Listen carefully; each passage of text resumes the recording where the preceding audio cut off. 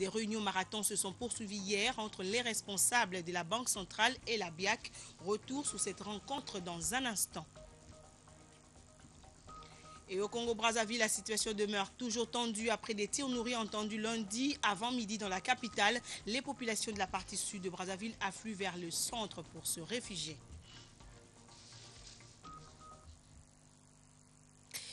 Bienvenue à tous. Bientôt, la République démocratique du Congo sera dotée d'une loi portant dispositions applicables à la publicité. Le projet de loi y afférent a été présenté lundi à l'Assemblée nationale par le ministre de la Culture et des Arts.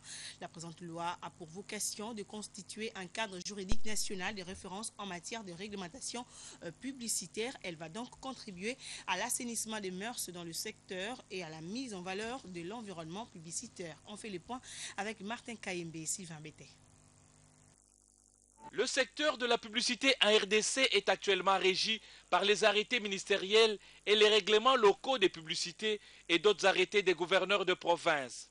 Raison pour laquelle, au regard du progrès des nouvelles technologies des communications audiovisuelles et cybernétiques, le ministre de la Culture et des Arts a présenté un projet de loi portant dispositions applicables à la publicité en RDC. Baudoué Banzamou Kalaï soutient que la réforme dans le secteur de la publicité va engendrer une évolution des règles avec des impératifs de protection des personnes vulnérables, de la protection de l'environnement et la protection des consommateurs et des opérateurs économiques du secteur. Dans le débat général, les députés nationaux ont plus insisté sur la place de choix qu'il faut accorder aux nationaux dans ce secteur. La publicité ne se pratique pas et ne peut nullement se pratiquer sous un régime de liberté totale. C'est donc tout à l'honneur du gouvernement de la République d'avoir décidé de combler ce vide. Et c'est parce que je crois, au droit président, à la nécessité, à l'utilité et à l'importance de cette réglementation que je me suis attaché à examiner minutieusement, ligne par ligne, pour ne pas dire mot à mot, le texte du projet de loi élaboré par le gouvernement, afin d'y apporter ma modeste contribution d'expert en la matière et de l'améliorer tant du point de vue de la forme que du fond. Au niveau du gouvernement, certes héritier de vieux textes législatifs de l'époque coloniale qui sont forcément déçus aujourd'hui, on est continué de situer la compétence de la matière publicitaire de façon exclusive au niveau du seul ministère ayant la culture et les arts dans ses prérogatives. Banzamou Kalaï a demandé 48 heures pour venir répondre aux préoccupations des élus du peuple. L'Assemblée nationale a également examiné 4 projets de loi de ratification d'accords de prêt signés entre la RDC et les partenaires extérieurs, présentés par le ministre des Affaires étrangères Raymond Tshibanda Tungamulongo. Restons à l'hémicycle du Palais du Peuple, direction maintenant la Chambre haute du Parlement, où la loi de 2009 portant protection de l'enfant sera modifiée pour être adaptée à la nouvelle mutation sur la problématique des adoptions internationales. Certains articles de la dite loi ont fait l'objet des discussions lundi à la Chambre haute du Parlement. L'amendement à apporter se focalise sur l'exposition des enfants aux différents abus et procédures illicites. Cette modification fera aussi face aux faiblesses relevées dans la procédure d'adoption internationale. Encore une fois, un reportage signé Martin Kayembe, Jacques-Olivier Mouloubandombe et Sylvain Bété. La problématique des adoptions internationales place la RDC au banc des accusés depuis septembre 2013. Raison avancée, le gouvernement de la République démocratique du Congo a pris des décisions qui étaient en rupture avec les décisions de la justice. Ce qui amène le gouvernement de la République, par la bouche du vice-premier ministre et ministre de l'Intérieur, à présenter au Sénat une loi modificative portant protection de l'enfant promulguée en janvier 2013 par le chef de l'État. Face à la dérive maintes fois dénoncée en matière d'adoption internationale, seule la qualité de la loi, par une loi de qualité, semble être l'unique voie pour protéger les uns les autres. En effet, l'adoption internationale continue à susciter de passions pas toujours comprises, aussi bien dans l'opinion nationale qu'internationale, où elle a dominé et domine encore les entretiens diplomatiques entre la République démocratique du Congo et un bon nombre de ses partenaires traditionnels. La plupart des sénateurs à mission parlementaire ont été abordés par les collègues à ces sujets. Pour comprendre ces phénomènes, il faudrait rappeler à votre meilleure attention les chiffres d'adoption internationale dans notre pays, lesquels révèlent une ruée inexplicable des citoyens étrangers vers le front de la République démocratique du Congo. Dans le débat général, les sénateurs ont posé des questions sur la pertinence de la modification de la dite loi qui risque d'entrer en contradiction avec le Code de la famille. Évariste Bochab a demandé 48 heures pour sa réplique aux préoccupations des sénateurs. Les sénateurs ont également déclaré recevable le projet de loi portant création, fonctionnement et organisation de l'ordre des chirurgiens dentistes en République démocratique du Congo. Et tout à fait autre chose, Germain Kambinga, ministre de l'Industrie, a sensibilisé dimanche la population de Kasangulu dans la province du Congo central sur la nécessité et l'importance du dialogue national inclusif convoqué par le chef de l'État Joseph Kabila. Au cours de cette journée d'échange, l'initiateur du Forum citoyen pour le dialogue a donné des explications claires et précises sur la tenue de ce grand forum. Neftali Bouamoutala Ousseni. Après Kinshasa, c'est le tour de la province du Congo central d'être édifié sur le bien fondé de la tenue du dialogue national inclusif convoqué par le chef de l'État Joseph Kabila. Première étape de cette tournée de sensibilisation, le territoire de Kasangulu dans la province du Congo central. C'est ici, à la terrasse 777, le cadre est choisi par l'initiateur du Forum national citoyen pour le dialogue qu'ont eu lieu les échanges avec la population de cette partie du pays, dans l'objectif d'enlever des zones d'ombre sur ce concept de dialogue. Pourquoi dialoguer? Pour quelle finalité? Quelle est l'importance de ces assises? Voilà autant de questions auxquelles Germain Kambinga a répondu. Au regard de l'histoire de notre pays, la crainte effectivement que vous manifestez, c'est qu'au travers d'un certain nombre d'atavismes culturels de la République démocratique du Congo, les mêmes causes puissent produire les mêmes effets. Mais c'est précisément parce que nous avons conscience de la particularité de la situation que nous travaillons dans un esprit d'anticipation pour qu'il y ait un large rassemblement des acteurs politiques congolais autour de ce dialogue.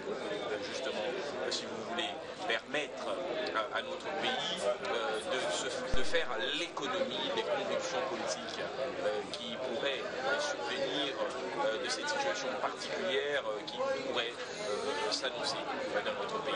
Nous avons connu des faits assez répétables dans le passé, mais les institutions de notre pays aujourd'hui sont démocratiques, solides. Notre constitution prévoit l'essentiel des situations. La République est tenue et elle est tenue fermement, avec cohérence. Et nous avons la certitude que si nous, les acteurs politiques, nous pouvions créer un cadre de concertation à travers ce dialogue. Après ces jeux de questions et réponses, le ministre de l'Industrie, Germain Kambinga, a invité son public à soutenir le dialogue car, a-t-il renchéri, c'est la seule voie pour que la RDC puisse avoir des élections apaisées. Nous réaffirmons notre engagement en faveur d'un monde exempt du danger que représentent les mines et les autres restes de guerre.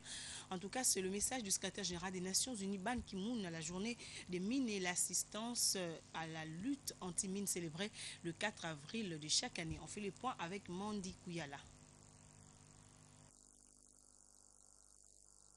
L'Organisation des Nations Unies est fermement résolue à mieux faire connaître les problèmes des mines et à lancer les initiatives visant à les éliminer, et ce, dans le monde entier.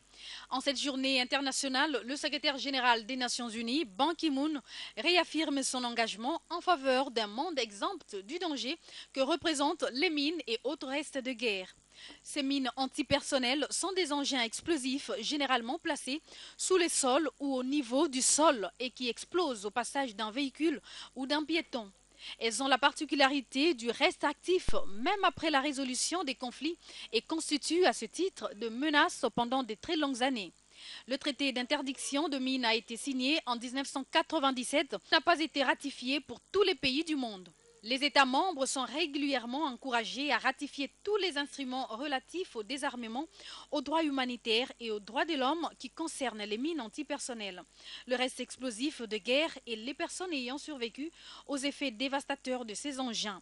Rappelons que cette journée a été proclamée par l'ONU suite à la déclaration du 8 décembre 2005 et qui prévoyait que la date du 4 avril soit désormais celle à laquelle serait commémorée cette journée.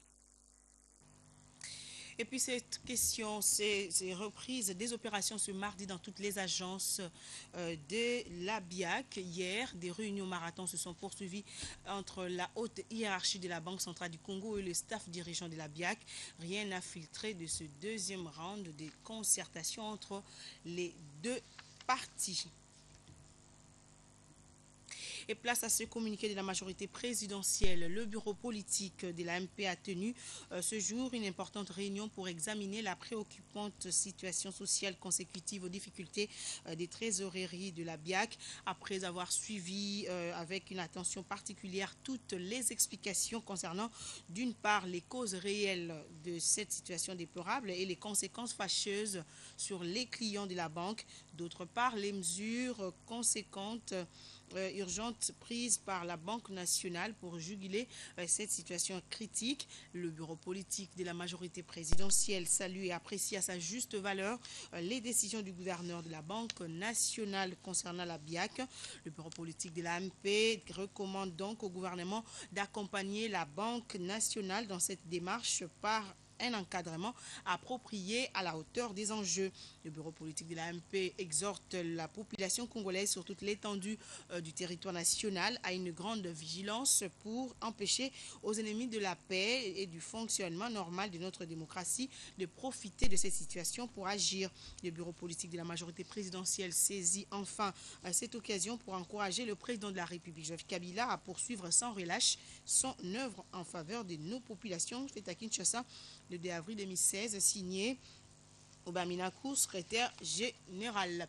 Présenter les résultats des inventaires des grands singes et des gorilles des Grauer et développer une feuille de route pour assurer leur protection. Ce sont là les objectifs d'une journée d'information et de sensibilisation sur le statut des gorilles et des chimpanzés de l'Est de la République démocratique du Congo, organisée par la Wildlife Conservation Society en collaboration avec l'ICCN et le ministère de l'Environnement. Cette journée a permis aux experts environnementaux de mettre en place une unité de suivi des mesures adoptées par les participants. Neftali Boamoutala Ousseni Boudrimata. Diminution de taux de gorilles de Grauer de 77% au cours des 2 dernières décennies, l'instabilité civile, la chasse illégale de ces espèces de mammifères, l'exploitation minière ont contribué au déclin des gorilles dont le chiffre est passé de 17 000 en 1995 à 3 800 individus à ce jour. Ce sont là quelques résultats du rapport publié par Wildlife Conservation Society en collaboration avec l'ICCN. C'est lundi, au cours de cette journée d'information et de sensibilisation sur le statut des gorilles de Grauer et des chimpanzés de l'Est de la République démocratique du Congo. Question d'inviter les partenaires environnementaux à conjuguer d'efforts et mener des actions pour inverser la courbe de déclin de ces gorilles. Le fait que les premiers travaux de WCS en RDC aient porté sur les gorilles de Grauer, qui nous rassemblent ce jour, est donc un sympathique clin d'œil de l'histoire. Lutter contre ces menaces suppose une connaissance avérée de la ressource qu'on veut protéger, ce qui signifie, entre autres, connaître son comportement, son abondance, sa distribution historique et sa distribution actuelle. Au moment où je prends la parole, WCS mène quasi simultanément des inventaires sur plusieurs sites représentant des habitats clés pour des espèces écologiquement importantes, notamment l'éléphant, l'okapi, le chimpanzé, le bonobo, le gorille de Grauer. Dans son mot d'ouverture de cette journée, le ministre de l'Environnement a énuméré quelques défis qui menacent la biodiversité et les aires protégées de la RDC. Robert Bopolo a dans son speech demandé aux participants de lutter contre ce massacre. pour inverser donc la courbe de déclin du gorille de Gaouiri. Il faut bien entendu s'attaquer aux menaces indiquées plus haut. Mais notre voie proposée est celle d'étendre son aire de protection à la réserve naturelle du Tomboué et à la réserve des gorilles de Punia. Cette journée a permis aux participants de formuler quelques recommandations, à savoir légaliser les limites de la réserve naturelle d'Itomboué et celle de réserve de gorilles de Punia, désarmer le groupe de milices qui opèrent dans la région et appuyer le personnel de parc. Et rendons-nous à présent à Matadi, chef-lieu du Congo central, pour vous dire que le nouveau procureur général près de la cour d'appel promet de mettre fin au régime des intouchables dans cette partie de l'RDC. Le haut magistrat Kaïf Ousseni a renouvelé son serment lundi à Matadi. Pierre Vikantimba nous en parle dans ce duplex. Une salle d'audience de la cour d'appel de Matadi pleine comme un œuf que le magistrat Kaïf Ousseni Sefou, nouveau procureur général près la cour d'essayant du ressort du Congo central, a renouvelé son serment comme pour prendre officiellement ses fonctions à partir de son nouveau poste d'affectation. Le premier président de la dite cour, Jean-Robert Bakanja, a donné acte du renouvellement des serments et félicité celui à qui le chef de l'État et magistrat suprême a renouvelé sa confiance. Comme tout haut magistrat et chef de juridiction qui a le devoir en pareille circonstance de tenir une allocution relative à un sujet de droit d'actualité, le procureur général près la cour d'appel de Matadi a entretenu l'assistance sur la répression des infractions relatives aux bons à loyer non professionnels, sujet à travers lesquels l'orateur a présenté différentes infractions commises et par les bailleurs et par les locataires dans l'exécution du contrat de bail, aussi différentes peines prévues quant à ceux par la loi régissant les bons à loyer non professionnels, loi déjà promulguée par le chef de l'État Joseph Kabila Kabange. Dans sa conclusion, le PG Ousseni a décrété la fin dans le Congo central du régime des intouchables et celle de la justice à deux vitesses. C'est comme pour répondre aux soucis du bâtonnier de l'ordre des avocats de la province qui voulait les voir œuvrer dans l'indépendance la plus totale. Tenez, le procureur général Kaïf Ousseni vient de Lubumbashi où il a assumé les mêmes fonctions. Il revient au Congo central où il a déjà assumé les charges de procureur de la République près le tribunal de grande instance du Bas-Fleuve à Tchela et d'avocat général à la juridiction où il est devenu numéro 1. Matadi, Pierre Vikansimba Basilwa, RTGA. Et rendre l'homme autonome, c'est l'un des leitmotifs du Congrès national congolais, parti cher au député national Pius Mwabilumba Mukala. La fédération du SANS Lukunga vient d'organiser une formation sur l'autoprise en charge à l'intention des membres de la section de Lutendele à Mboudi. Le reportage est signé Gladys Bananga. Convaincu par la politique instaurée par le président national du Congrès national congolais, Pius Mwabilumba, qui met l'homme au centre de tout, le CNC poursuit avec sa série de formations initiées à l'intention du commun des mortels quinois. Les fidèles de l'église ESSEC de Mboudi de la section de Lutendele ont bénéficié d'une formation sur l'autoprise en charge. Cette initiative de Patience Mboukou, sectionnaire du CNC Lukunga, n'a rien fait d'autre que de soutenir la vision du chef de l'État, Joseph Kabila, telle que véhiculée par l'honorable Pius Mwabilou au sein du CNC. À cette heureuse occasion, le responsable de cette église n'a pas manqué de saluer cette initiative. L'honorable Pius Mwabilou,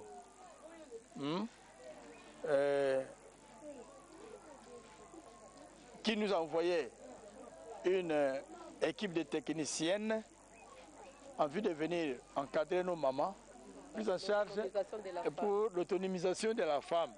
Bon, nos mamans ont appris comment faut-il fabriquer des créolines, de la pâtisserie et les bactéroles. Maintenant, nous sommes certains que à partir d'aujourd'hui, nos mamans ne vont plus croiser les bras. Elles vont se lancer dans des activités pour se retrouver, en fait, se prendre en charge. C'est la raison pour laquelle nous remercions l'honorable Pius qui a fait en fait que ces activités soient incluses dans notre église ou dans notre paroisse ici à Kimboal. Visiblement, le parti cher au député national Pius Mwabilou poursuit son cours normal d'activité et reste très active sur terrain. Et sachez que les journalistes et partenaires de l'UNFPA ont renforcé leurs connaissances lundi sur le traitement des informations de grandes épidémies. Cette journée organisée par l'UNFPA rentre dans le cadre de la campagne sur les fistules, une maladie considérée comme maladie de la honte. Clarisse Ekoko Kapala et bienvenue Magambo ont pris part à cette journée d'information. Cette journée d'information de journalistes sur les traitements des épidémies rentre dans le cadre de la campagne sur les fistules en cours qu'organise le Fonds des Nations Unies pour la population à Goma, à Kinshasa et à Lubumbashi. Les informations sur la fistule, communication anormale de voies urinaires et vaginales, doit être bien traitée par le journaliste. Renforcer notre partenariat avec les médias, faire de sorte que les médias prennent plus en compte les questions de santé au niveau des rédactions. Et en même temps, faire une petite formation sur comment mieux couvrir les questions de santé maternelle, comment mieux faire de sorte que les reportages des journalistes que vous êtes aient un visage humain, que l'on mette le doigt sur là où ça doit être, montrer qu'en fait que les interventions de l'UNFPA sont pour le bien-être des populations congolaises. Khalil, journaliste de La Voix de l'Amérique, a rappelé à ses confrères congolais comment traiter les informations des grandes épidémies. Les grands problèmes que nous avons, quelles sont les meilleures techniques pour sortir un bon reportage de santé? Que faut-il éviter? Quels sont les défis? Il y en a beaucoup. Les défis que les journalistes congolais rencontrent, ce sont les défis que nous rencontrons aussi, nous-mêmes. Donc, nous avons échangé sur ça et nous avons vu comment arriver à un reportage qui pourra toujours, à partir de son angle de visage humain, toucher les décideurs, l'opinion publique, les populations en général, pour qu'il y ait un changement dans la prise en charge de toutes ces maladies-là. La campagne sur les fistules va se clôturer le 15 avril prochain. Et autre chose, le territoire de Luiza au Kasaï central n'a jamais été raccordé en énergie électrique de la SNEL. Cette société nationale de distribution de courant n'existe pas dans ce coin de la République démocratique du Congo. Les pensionnaires de Luiza n'utilisent que les panneaux solaires et les groupes électrogènes. Le constat a été fait par Pamphile Kayombo. Le territoire de Luiza, qui a 7 secteurs et 82 groupements, n'a jamais été raccordé au réseau électrique de la SNEL depuis l'époque coloniale. Dans cette partie de la République, ce sont plus les panneaux solaires et batteries qui sont utilisés pour avoir de la lumière et faire fonctionner les appareils électroménagers à faible puissance. Les photocopieuses et bureautiques ne tournent qu'au moyen de panneaux solaires et groupes électrogènes. Pour charger les téléphones cellulaires, il y a des sites appropriés dans certains coins, moyennant paiement. Si on est là pour vendre des unités et charger les téléphones on charge à 150 francs. Les réparateurs de téléphones cellulaires, eux aussi, se débrouillent au moyen de brassereaux pour utiliser des fers à souder, comme c'est le cas. Pour la distraction de la jeunesse, des salles de cinéma sont disponibles pour ceux qui n'ont pas ou ne savent pas être devant la télé en famille, faute de courant. Ils payent leur ticket pour suivre un film et variété. 100 francs, un film là, des variétés. La République est vaste, oui, mais l'État devra prendre ses responsabilités.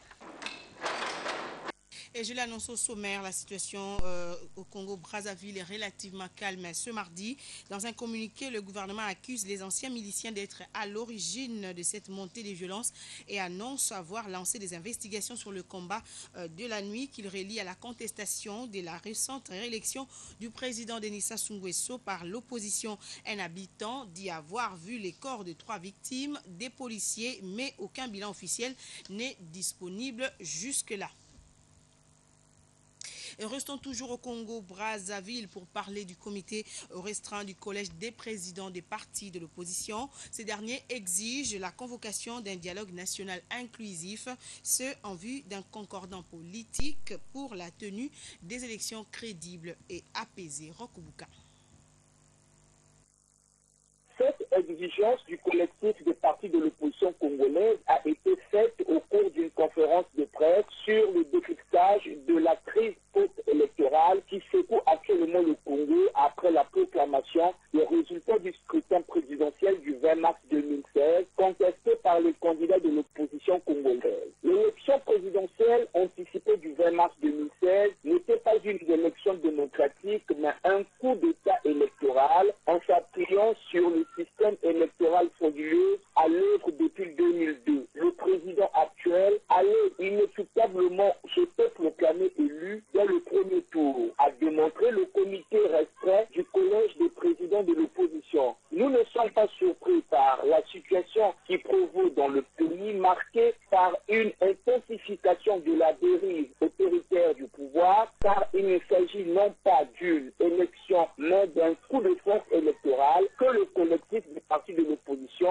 fait ni accepter ni consommer, a relevé Mathias Ndon, président collège de présidents. Dans ce contexte, le collectif des partis de l'opposition a exhorté la classe politique congolaise à se ressaisir et à faire scène l'appel à l'apaisement lancé par la communauté internationale et à créer les conditions favorables à la recherche d'une solution consensuelle et apaisée à la crise actuelle. Ainsi, le collège des partis de l'opposition congolaise a réaffirmé son ferme attachement aux idéaux de paix et de concours national, tout en dénonçant vigoureusement les arrestations arbitraires des cadres et militants des partis de l'opposition avec une exigence de libération immédiate. De même, l'opposition congolaise a interpellé le pouvoir sur la levée sans condition d'état d'urgence des faits et de toutes mesures tout en sollicitant la communauté internationale à accentuer la pression sur le président Denis Sassou Nguesso en vue de la création des conditions de la tenue de ce dialogue politique pour éviter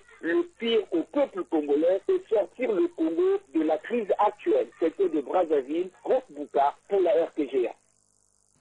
Et dans l'actualité en dehors de nos frontières, évasion fiscale dans le monde, une liste noire des dirigeants et leur entourage vient d'être révélée par le cabinet d'avocats panaméen Mossack Fonseca. Dans ce document consulté par les journalistes de plus de 70 pays figurent les noms du président ukrainien, celui de l'Argentine et les proches de plusieurs dirigeants du monde. On fait les points avec Rioni Kibungo. Une évasion fiscale qui ne dit pas son nom. C'est ce que rapportent les conclusions d'une fouille des données émanant du cabinet d'avocats panaméen Mossack Fonseca, spécialisé dans la création de sociétés offshore.